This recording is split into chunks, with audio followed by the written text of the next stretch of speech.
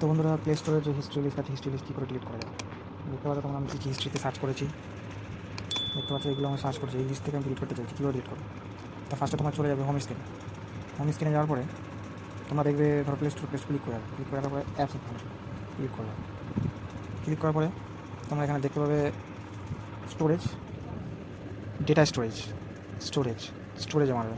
স্টোরেজে গিয়ে ক্লিয়ার ক্যাশে, ক্লিয়ার টিকে। এবার তোমরা দেখতে পাবে প্লে স্টোরে চলে যাবো। প্লে স্টোরে গিয়ে দেখো, তোমরা লক্ষ্য করতে পারবে কোনো লিস্টই নেই। আমরা যা যা সার্চ করেছি লিস্টের মধ্যে সেগুলো দেখতে পাবে না তোমরা।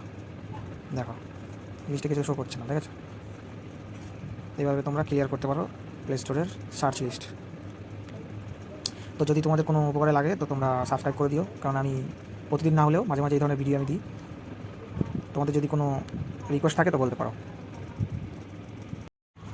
এটা হচ্ছে সেকেন্ড প্রসেস। তো তোমার ফার্স্টে যেটা দেখেছো সেটা প্রথম প্রসেস, এটা হচ্ছে সেকেন্ড প্রসেস।